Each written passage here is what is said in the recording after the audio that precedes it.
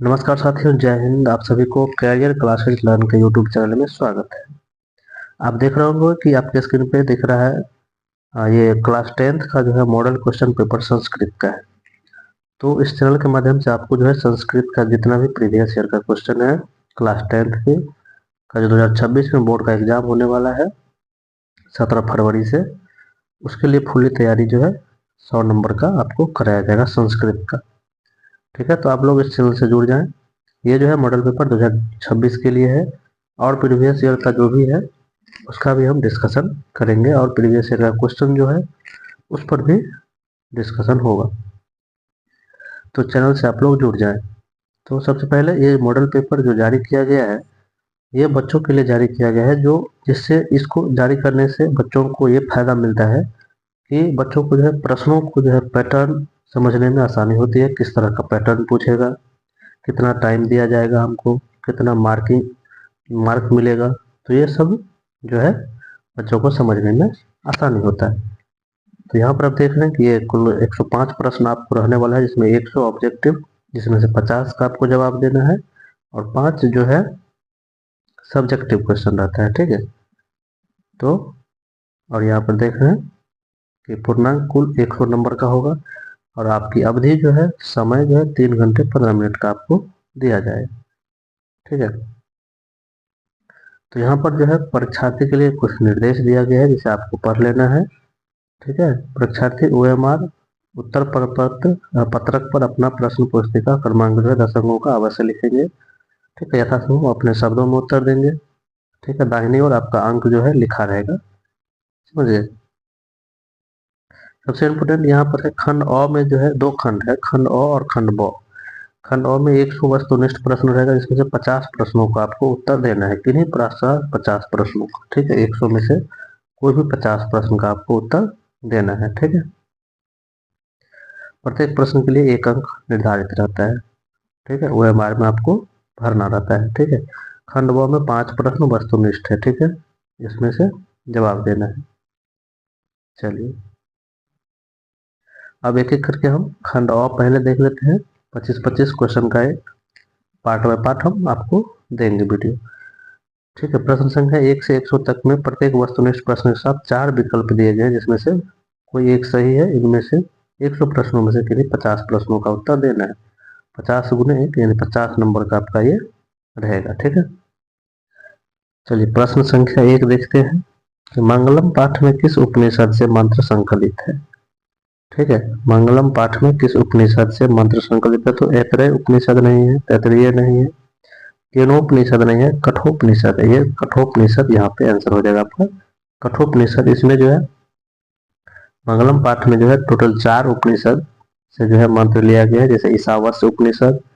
ठीक है, उसके बाद कठोपनिषद, मुंडकोपनिषद और श्वेताश्वतर उपनिषद से। ठीक है, तो इसमें ऑप्शन नंबर डी हो जाएगा कठोपनिषद। अब 2 नंबर में यथा नद स्यंदमाना, यह पदांश जो है किस उपनिषद का है। ठीक है, पद्यांश है किस उपनिषद का है। तो यहाँ पर जो है आपका मंगलम पाठ में जब देखेगा तो चौथा श्लोक जो है मुंडकोपनिषद से लिया गया है, उसी का ये जो है वाक्य। ठीक है, तो किससे, मुंडकोपनिषद से। ठीक है, इसका ऑप्शन हो जाएगा मुंडकोपनिषद। चलिए अब अगला प्रश्न देखते हैं, मंगलम पाठ में कैसे मंत्रों का संकलन है। ये है मंगलम पाठ में जो है पद्यात्मक जो है मंत्रों का संकलन है, यानी कविता के अनुसार है। ठीक है, मंत्र के अनुसार। गद्यात्मक में होता है कहानी की तरह। ठीक है, यहाँ पर पद्यात्मक ऑप्शन हो जाएगा डी नंबर। अगला है यूनानी यात्री मेगास्थनीज ने पटना के वर्णन में क्या लिखा। मेगास्थनीज जो था ये यूनानी यात्री था, जो पटना के वर्णन में क्या लिखा, अपने आत्मकथा में वो जो है पटना का वर्णन किया था। तो क्या हुआ, आत्मकथा। ऑप्शन नंबर ए जो है इसका सही ऑप्शन है।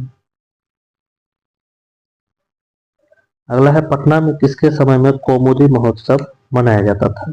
तो ये जो है गुप्त काल के समय में जो है कौमुदी महोत्सव मनाया जाता था। किसके काल में, गुप्त काल में। ठीक है, तो कौमुदी महोत्सव जो है ज्यादातर शरद ऋतु में जो है मनाने का जो है प्रचलन था। ठीक है, अगला है गुरु गोविंद सिंह का जन्म कहाँ हुआ था। तो पटना में हुआ था। ठीक है, गुरु गोविंद सिंह का जन्म पटना में, सिखों के जो 10वें गुरु थे, कहते हैं 10वें गुरु थे। ठीक है, अगला क्वेश्चन है दामोदर गुप्त ने किस काव्य ग्रंथ की रचना की? तो दामोदर गुप्त ने जो है कूटनीमत का जो है ग्रंथ की रचना की, कूटनीमत ग्रंथ की रचना की, ये याद रखिए।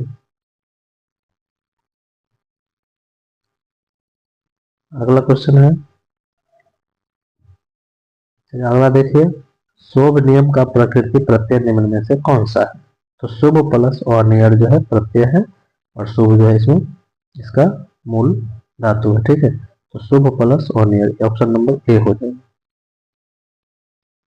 अगला है सौंदर्यम पद में कौन सा प्रत्यय है? तो सौंदर्यम पद में जो है नेत प्रत्यय, क्या है? नेत प्रत्यय है, ठीक है, ये याद रखिएगा। जैसे इसका एक और उदाहरण है, जैसे पठ प्लस अगर नेत प्रत्यय हम लगाएंगे तो ये हो जाएगा पाठ यम, क्या हो जाएगा? पाठ्य। इस तरह से यम यम इसमें जुड़ जाता है। चलिए अब अगला देखते हैं, किस पद में ल्यूट प्रत्यय है?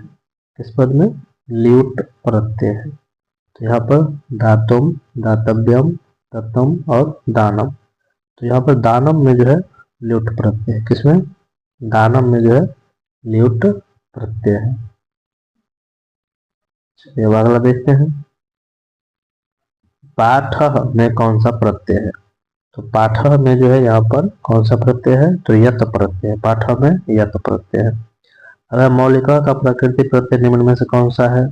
तो यहाँ पर मूल प्लस ठक प्रत्यय, ठीक है, मूल प्लस ठक प्रत्यय है, ठीक है, ये व्यंजन संधि है, ठीक है। इसमें जो है लॉ जो है, लॉ के बाद जब ठ आता है तो इसमें जो है इक हो जाता है, क्या होता है? इक।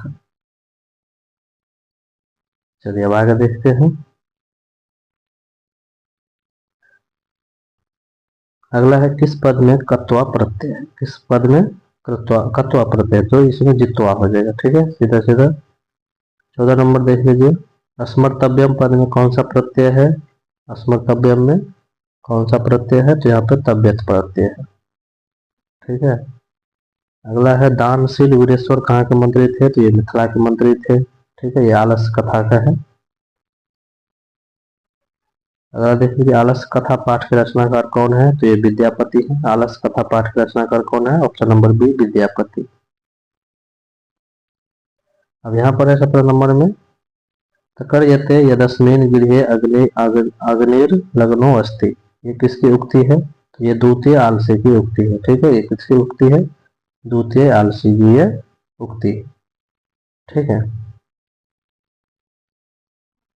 इसका मतलब हो जाएगा कि दूसरे ने कहा था कि इस घर में आग लग रही है, ठीक है, इस तरह से उसने कहा था इस घर में आग लगी हुई है, इसका मतलब ये द्वितीय आलसी ने बोला था, ठीक है। अगला है निरीहो, निर्गतियों में सर्वाधिक निरीह किसे माना गया है? तो सर्वाधिक निरीह जो है यहाँ पर आलसियों को माना गया है, ठीक है। 19 नंबर देख लीजिए, आधुनिक काल की संस्कृत लेखिकाओं में अधिक प्रसिद्ध निम्न में से कौन सा है? ठीक है, तो इसका ऑप्शन नंबर जो है हो जाएगा यहाँ पर ए, ठीक है, पंडित छमाराव, क्या हो जाएगा? पंडित छमाराव, ठीक है। ये शंकर चरितम भी लिखे थे, गांधी जी से भी प्रभावित थे, ठीक है, ये लेखिका, ठीक है, पंडित छमाराव। यहाँ पर 20 नंबर देख लीजिए, लौकिक संस्कृत साहित्य में लगभग कितने कवियत्रियों के पद कवियत्रियों के पद मिलते हैं? यहाँ पर 40 हो जाएगा, ठीक है, कितने कवियत्रियों के पद मिलते हैं? तो 40। वह लौकिक संस्कृत साहित्य में कवियत्रियों में प्रथम कल्पना कौन थी? ठीक है, प्रथम कल्पना कौन थी? तो यहाँ पर विजयांग का हो जाएगा, ठीक है, विजयांग का, समझ गए? किस नंबर का क्या हो जाएगा? ऑप्शन नंबर सी, विजयांग का। चलिए आगे देखते हैं, समाज की गाड़ी कैसे चलती है? तो पुरुष और नारियों के आपस में जो है सम्मेलन से जो है क्या चलती है? समाज की गाड़ी चलती है।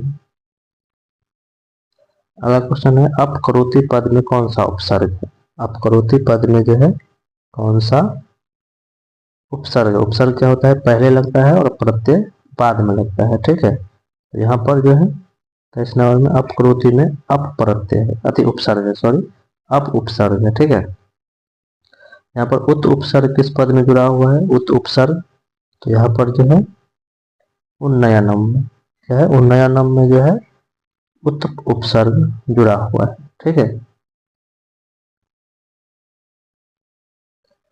चलिए 25 नंबर देखते हैं। निर्गतः में कौन सी संधि है? निर्गतः में जो है कौन सी संधि है? तो निर्गतः में विसर्ग संधि है। कौन सी संधि है? विसर्ग संधि। जैसे निह जोर गतम, क्या हो जाएगा? निर्गतम। ठीक है, यहाँ पर जो है क्या हो जाएगा? जैसे निह जोर धनम, ये निह जोर धन क्या हो जाएगा? निर्धन। निह जोर धन निर्धन, इस तरह से। ठीक है,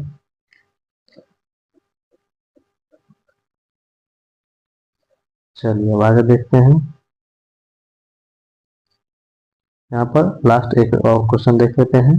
गुण संधि का सूत्र निम्न में से कौन सा है? ठीक है, तो अदेंग गुना, अदेंग गुना जो है गुण संधि का ये सूत्र है। ठीक है, इसमें अगर गुण संधि में क्या होता है? आ और या आ को जोड़ते हैं, अगर ई या दीर्घी से तो क्या बनता है? ए बनता है। ठीक है, अगर अ या आ को हम जोड़ते हैं उ या ध्रुव से तो ओ बनता है। ठीक है, इस तरह से गुण संधि में होता है। तो चलिए आज के लिए इतना है, फिर अगले वीडियो में हम मिलते हैं। धन्यवाद।